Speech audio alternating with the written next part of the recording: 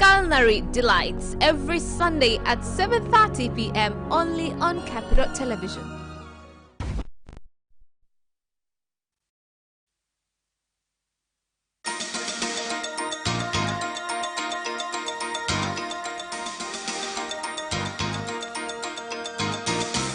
In Capital News tonight, President Dr. John Magufuli and Yoweri Museveni of Uganda inaugurate Mwalimu Nyerere Foundation building. Parliament passes 7 amendments of the Miscellaneous Laws Act.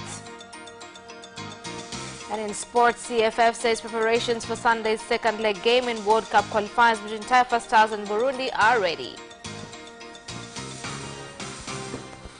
Good evening, this is Capital News at 9:30. My name is Khadija Zimbwe. First, the national news. President Dr. John Pombe Magufuli has called on Tanzanians to implement with actions development achievements made by the father of the nation, Mwalimu Julius Nyerere, for the benefit of the country and future generations.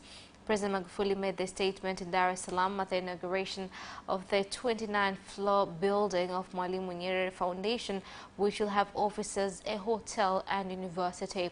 Also present at the occasion was President Yoweri Museveni of Uganda, who said that Mwalimu Nyerere was an outstanding human being who deserves to be commemorated and respected.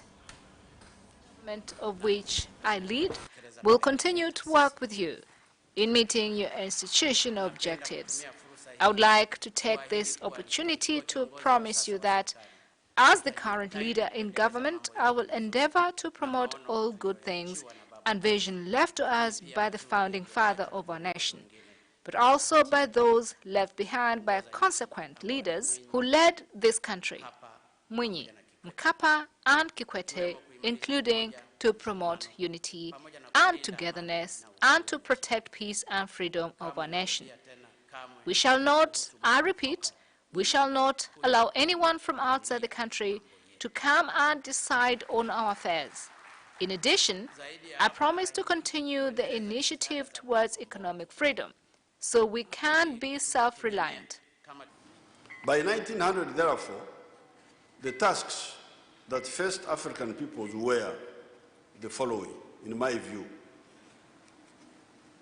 Number one, the people of Africa had to survive, not to perish like the other people who perished. And the Africans survived because they do not easily die, so that our land is not taken by others as it happened with other conquered people. Number two, they had to organize at a supra-tribal level so that they could defeat the colonialists and expel them to regain our independence, because organizing resistance at only the tribal level had failed. President Yoweri Museveni of Uganda has called on government executives overseeing business issues to stop bureaucracy and red tape, which are a hindrance to business development. Addressing the Tanzania-Uganda Business Forum in Dar es Salaam, President Museveni also urged business people to look for market opportunities outside the African continent, as they also help to speed up trade development. On his part, President Dr. John Magufuli expressed dissatisfaction with executives from the Revenue Authority in Uganda, who he claimed are delaying construction of the Hoima-Uganda to Chongoleani-Tanga pipeline by charging high taxes. Business owners are risk takers. That is why they become successful. If they operated the way the government operates, there will be no businesses. They are result-oriented. Government workers don't care because we always get our salary. If a business owner doesn't make profit, not even a profit margin, it means failure because he has to pay staff salaries and other expenses. A container will be transported at $1,600 by rail and water all the way to Port Bell, compared to US dollars 4,500 now. a saving of 3/4. Fortunately, again, the East African governments are working aggressively on power. In Uganda today, the total generation of power will soon be 2,000 megawatts with the completion of Karuma. Parliament in Dodoma has approved 7 amendments of the Written Laws Miscellaneous Act, which include on electronic communication, which among others states that a person found using a mobile phone without a registered SIM card will have legal action taken against them. Yanayopendekezwa yanalenga kuimarisha udhibiti wa matumizi ya huduma za mawasiliano ya kielektroniki. Local Bunge insert. Recommendation is meant to improve and control the use of electronic communication by those who intend on conning people through the use of SIM cards registered on different names, so as to strengthen security for Internet users, so as to minimize offenses, but also to upgrade the law through biometric registration. Kamati inapendekeza marekebisho katika ibara 35. The committee would like to recommend changes to Section 35 under the Examination Council Board of Tanzania law so as to recognize representation of special needs groups in the Examination Council Board. The committee identified areas of improvement to increase efficiency in the concerned sector. At least 70% of representatives who will form examination committees do not possess examination invigilation skills. A group of more than 70 people claiming to leave Meatu district in Simiyu region and heading to Mpanda district Katavi region due to various reasons including drought and hunger has been stranded at Kalondoto area for more than 12 hours waiting for bus transport. Transport agents have said that during the drought period a lot of people leave Simiyu region for other regions. In Meatu, the rain is unpredictable. That's why we are moving to areas where there is water. I ask the government to improve agricultural infrastructure so we can practice irrigation farming.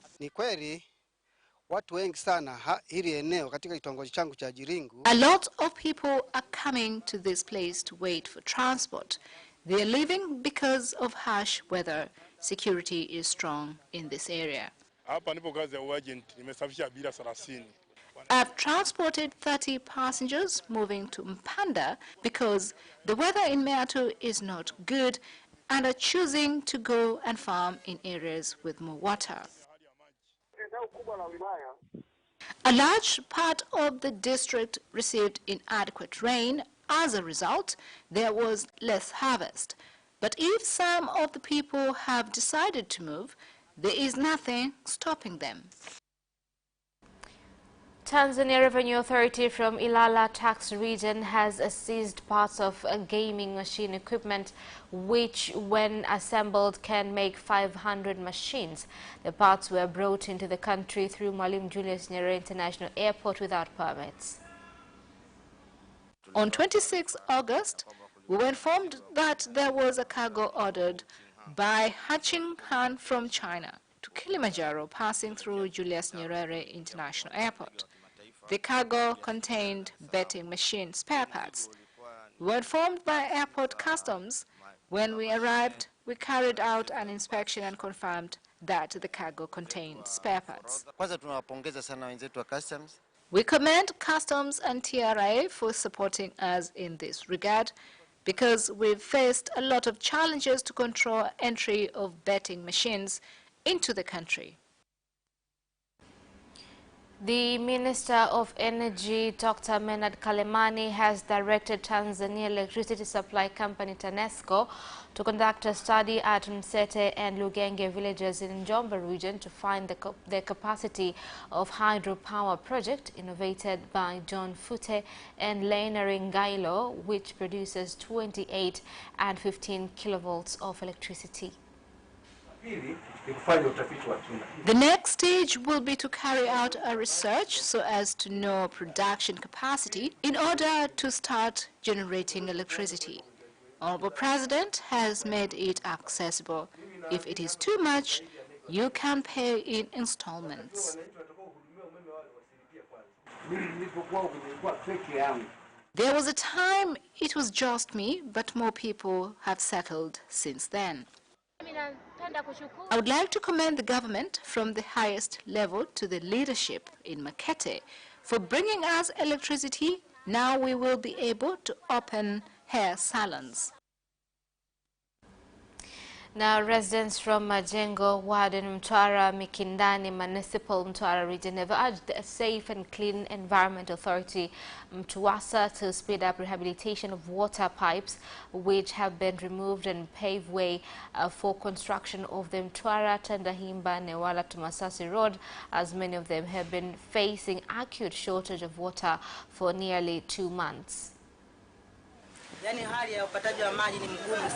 I would like to say that gaining access to water has become a huge problem for us. It has been a very big problem for us. For instance, it has now been 2 months since we have had no water supply. Still, I would like to say that we thank God for the fact that the project has been completed. We finished the project on the 30th of last month, and also the day before yesterday, we signed a deal with the DOT company for the construction of a road. About 1,000 hectares of Kipiki forest in Namtumbo district, Ruvuma region have been invaded by illegal settlers. The manager of the forest, Misana Manumbu, says the illegal invasion is undermining efforts to conserve the environment in the forest. As you can see from behind, a lot of land has been invaded, at least 1,000 hectares. I urge everyone to obey orders given by the regional commissioner to respect reserve areas, but also to farm in their own areas. This garden is 4 hectares and it was set to supply seedlings to our tree farm, but also to the local community.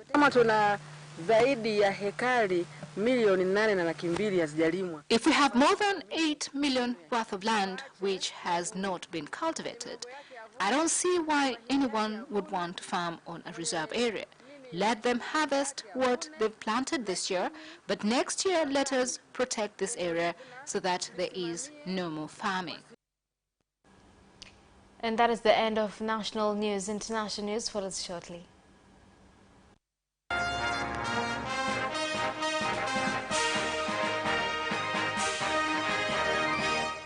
Welcome back, and in international news. Former Zimbabwe President Robert Mugabe has died at the age of 95. Mugabe was hospitalized in Singapore for months for an undisclosed ailment. Former President Robert Mugabe was forced to step down by the military in November 2017 following nationwide mass protests. The former political prisoner turned guerrilla leader swept to power in the 1980 elections after a growing rebellion and economic sanctions forced the white minority colonial government to the negotiating table. May his soul rest in peace. Amen. Now, the Director of Public Prosecutions, Nuruddin Haji in Kenya, has ordered the release of a man arrested for slaughtering and cooking a dog due to hunger in Tharaka Nithi. The man, identified as Martin Munene, was apprehended on Thursday at his home in Karimba village, where police found parts of the dog meat boiling in a pot while the other had been stored in the house. I decided to eat dog meat because I was hungry. I've not eaten anything since morning. How can I work when I'm hungry? I've not done anything wrong. If you found the meat at a butcher's shop, you will be none the wiser. It is possible that there is counterfeit meat in the market. The government should be very vigilant. Sudan's Prime Minister has announced the formation of the first government since the military removed long-time leader Omar al-Bashir in April after widespread street protests. Prime Minister Abdallah Hamdok announced the names of the 18 ministers in the new cabinet, who includes Sudan's first woman foreign minister and a former World Bank economist. He said the cabinet would immediately work on the top challenges facing the transitional administration, which include overhauling the ailing economy and achieving peace with armed groups. A woman reported to be a Rwandan national and her guard were killed after being shot at with bullets in the early hours of the morning along the Kampala-Entebbe road. The two were killed while traveling along Mpala Road in Mwakiso district on the outskirts of Kampala. And that marks the end of international news. Business news follows shortly after the break. We'll be right back. Watch Business Edition as we talk to business leaders and experts in sectors that are transforming Tanzania's economy. To be rich, I have to be a business person. It's not an easy road at all. People need to understand. You must quickly think, how cost effective are you going to be? Business acts as a way in which it can bridge that gap. Business Edition will keep you informed on latest developments in the financial sector, extractive industry, tourism, agriculture, energy, construction, and so much more. Meet entrepreneurs who create employment opportunities. Watch Business Edition on Friday at 8:15 p.m.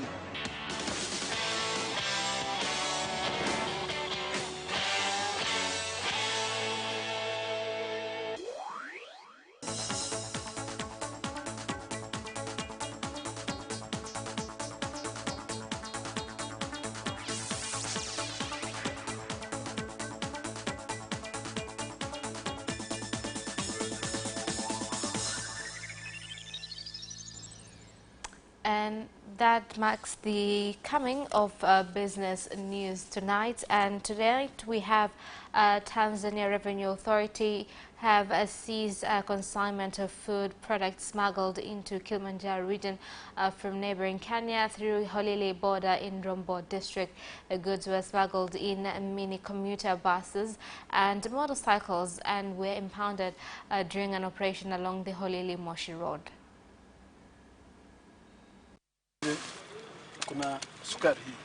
Illegal sugar still enters the country, and this one came from Swaziland, passing through the neighboring border, and we are at Holili. Kenya is near here. So this sugar comes here and enters our local market.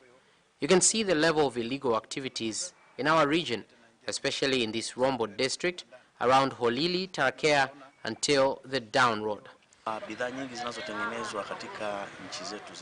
Most of the products made in our East African community countries have been given a special pass of not being taxed for those cargoes that have the reality of being manufactured in the East African community countries. When these products are sent around East Africa community countries, they are only charged value-added tax according to the particular country it is heading. What is needed is documents that show that it has the... Now, travel agents for Air Tanzania Limited, ATCL, and Lake Zone regions have called on the company to improve its online ticketing system so as to enable them get their payments without delay.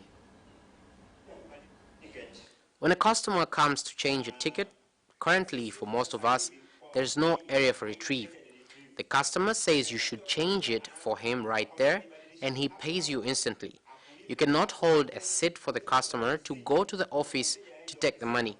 So we need the current system to be enabled to have area and retrieve. We would like for the agents to improve their honesty.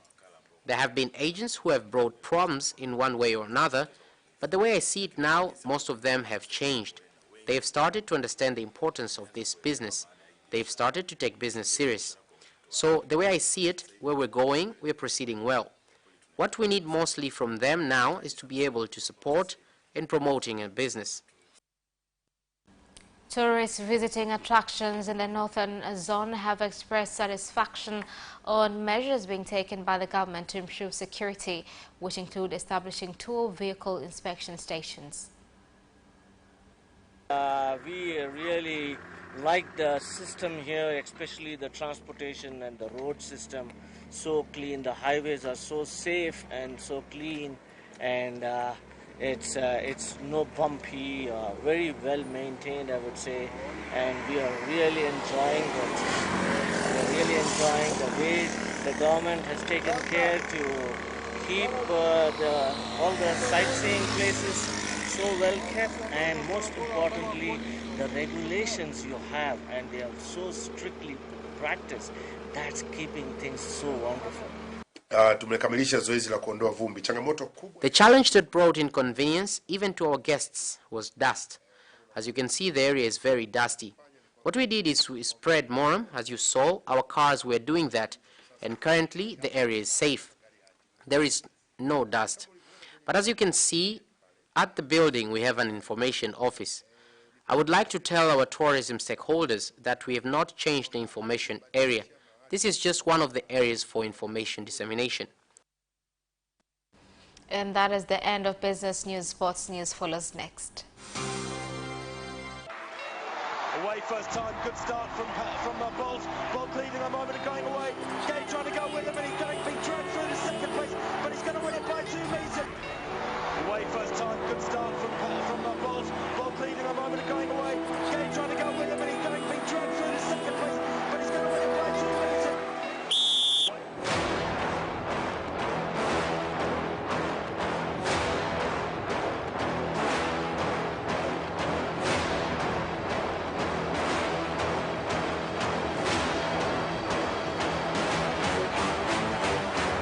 Opposition, Joaquinho, he did lose to Lynn.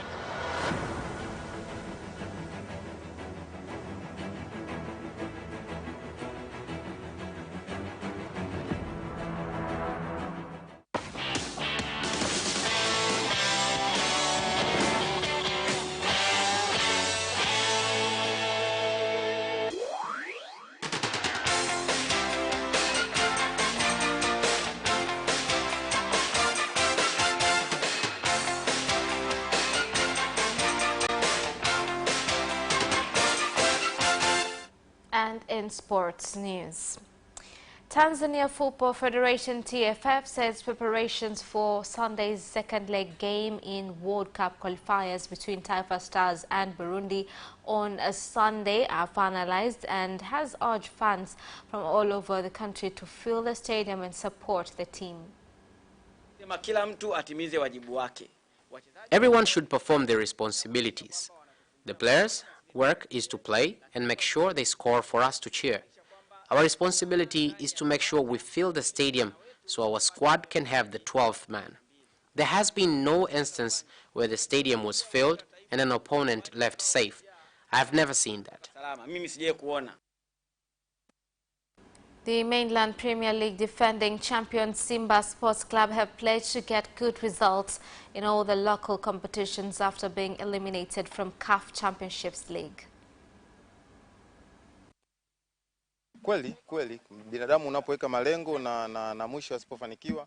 When a human being makes a plan to reach certain goals and they are not reached, one must be psychologically affected.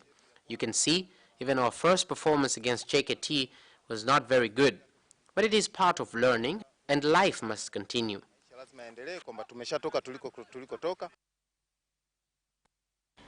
Serena Williams defeated Elena Svitolina 6-3, 6-1 to advance to the US Open final. Here's the report. In a dominant performance, the number 8 seed and 23-time Grand Slam champion took down number 5 Svitolina in 1 hour and 10 minutes to reach her 10th US Open singles final, the most by any player, man or woman in Open era. Williams will face Bianca Andreescu in Saturday's final. Williams will get another chance to match Margaret Court's all-time Grand Slam title record by winning her 24th Grand Slam singles title. Since returning to professional tennis after becoming a mother in 2017, Williams is 0-3 in her last 3 Grand Slam finals. She lost the controversial US Open final to Naomi Osaka last year and also lost in the 2018 and 2019 Wimbledon finals. The two-time Olympic 800 meters gold medalist Caster Semenya appears to be preparing for a career outside of athletics after joining a women's football club. Here's more on the story. The 28-year-old is currently appealing against a decision by the Court of Arbitration for Sport, which approved the IAAF's introduction of a new testosterone limit for female athletes. The governing body introduced the rule change because it argues female athletes with differences of sexual development, DSD, such as Semenya, have a competitive advantage. I'm grateful for this opportunity and I appreciate the love and support I already get from the team, she told the club's website. And Argentina's Gimnasia Esgrima La Plata have confirmed Diego Maradona as their new manager. The club sit 18th in the Argentinian Superliga and are in danger of relegation. This will be Maradona's 6th stint as a club manager and his 3rd in Argentina's top flight. Maradona's contract runs until the end of the current season. With his last 2 teams, he succeeded in consolidating a clear and competitive playing style, said the club in a statement. After he was banned from football or had his legs cut off, as he put it, for doping at the 1994 World Cup, he hung up his boots temporarily to coach Textil Mandillo, who were relegated, and later Racing Club for the 1995 Clausura. And that's what item ends our news bulletin for tonight. My name is Khadija Zimbwe. Thank you for watching and good night.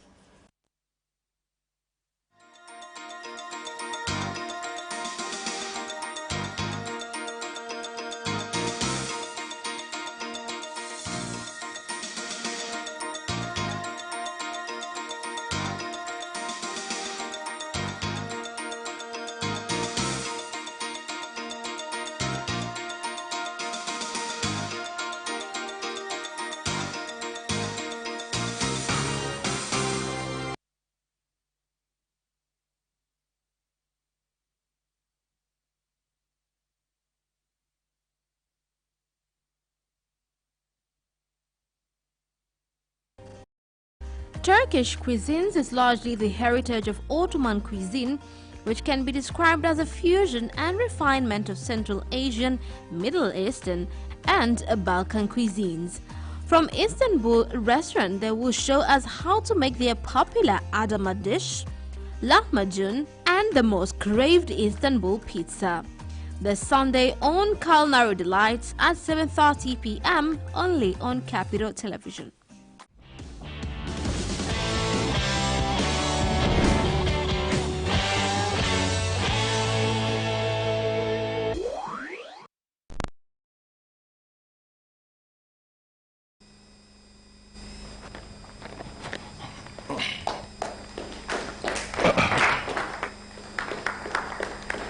Asante sana mtazamaji wa ITV, asante sana msikilizaji wa Radio 1, asante sana msikilizaji wa Capital Radio. Siku nyingine tena ya Alhamisi tunapata fursa kuweza kutazama kipindi cha malumbano hoja. Kama ilivyo ada, kipindi hiki kinaweka mada mezani, nawe mtazamaji, nawe msikilizaji unapata fursa kuweza kuchangia mada kulingana na mada husika ambayo tumeweka mezani siku ya kipindi hiki cha malumbano hoja. Na mada yetu ambayo tumeweka siku ya leo inasema kwamba nini kifanyike kukomesha matukio ya ukatili ngazi ya familia. Nini kifanyike kukomesha matukio ya ukatili ngazi ya familia. Hii ndio mada yetu ambayo siku ya leo tumeiweka mezani kuweza kuijadili kwa kinaga ubaga. Na kipindi hiki cha matukio, kipindi hiki cha malumbano hoja, mtazamaji wa ITV, kinapata fursa pia kuwa na wachokoza mada ambao wanapata fursa ya kukaa meza kuu na kuwa wanatuongozea mada yetu mpaka pale inapofikia mwisho. Na siku ya leo tumepata fursa kuwa na Askofu William Mwamalanga. Askofu William Mwamalanga, huyu ni mwenyekiti wa kamati ya kitaifa ya maadili, amani na haki za binadamu kwenye jamii na madhehebu ya dini hapa nchini Tanzania. Karibu sana askofu. Lakini pia vile vile tunaye John Ambrose, huyu ni afisa kutoka afisa ufuatiliaji wa tathmini kutoka kule TAMWA. Karibu sana ndugu. Lakini pia vivyo tunaye Shakila Mayamumana, huyu ni afisa program kutoka mtandao wa jinsia Tanzania TGNP. Hao ndio wageni wetu ambao mpata fursa kuwa meza kuu siku hii ya leo, na tapata fursa kuweza kutuchokozea mada mpaka pale mwisho wa kipindi hiki. Lakini leo tutaanza tofauti kidogo, mtazamaji na msikilizaji wa kipindi hiki. Tutapata fursa kidogo kuweza kusikiliza baadhi ya wachangiaji wa kipindi hiki kule mtaani, alafu baadaye tutarejea sasa kuanza na meza kuu, alafu baadaye tutapata fursa ya kuendelea na wachangiaji wengine mpata fursa kuja hapa Mikocheni jijini Dar es Salaam. Kipindi hiki ni mubashara kabisa, tafadhali endelea kuona. Sasa tusikilize kwanza maoni kidogo kuhusiana na mada yetu ambayo tumeweka mezani, alafu tutarejea baada ya dakika kama 5-6 hivi.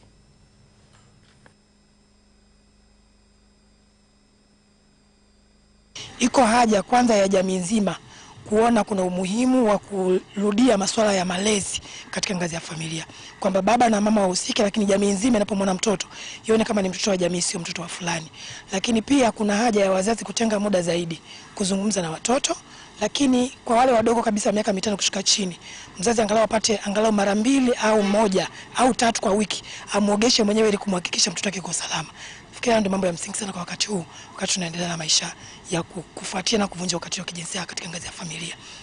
Masuala ya ukatili wa kijinsia ngazi ya familia kwa hasa kwetu sisi vijijini yapo. Lakini nini kifanyike? Nadhani labda kabla kufanyika kijijini huko kwenu Mbeya, ni ukatili gani hasa unaongoza kwa ngazi ya familia, kwa kina mama, vijana, watoto kwa ujumla? Ukatili uliopo ni migawanyo ya majukumu. Kwa mfano utakuta mtoto wa kike anapewa majukumu mazito kiasi cha kwamba anaweza akashindwa kupata elimu vizuri. Na pia kuna masuala ya ubakaji, kuna masuala ya viboko kwa watoto ambavyo havilingani na umri wao. Kwa hiyo basi mimi nadhani kikubwa sana elimu ipite kwa jamii, jamii nzima, hasa kwa wazazi, namna ya kuwalea wale watoto bila kubagua. Mtoto wa kike na wa kiume wapate elimu sawa na wafanyishwe kazi sawa. Lakini pia hata umiliki wa mali pale nyumbani, kwa mfano mashamba, utakuta mtoto wa kiume ndo anapewa mashamba, lakini mtoto wa kike anakoswa kupata mashamba. Kwa hiyo haya yote haya yanasababisha huyu mwanamke yani kuishi katika hali ya uduni. Hata familia, hata mke, baba na mama, utakuta mama yeye ndo mtafutaji, anaweza kawa analima, anafanya biashara, analea familia, lakini yale mashamba anayolima, anayemiliki ni mwanaume. Kwa yeye yuko kwenye eneo la kuzalisha, lakini kwenye umiliki hayuko. Lakini pia hata mali kipatikana, anayetoa maamuzi juu ya ile mali ni baba. Mama yeye anatafuta, watauza, baba ndo mpanga bajeti. Kwa bado hayo ni masuala ya ukatili, lakini tukielimishwa sana huko kijijini, hasa kusomesha na watoto wetu wa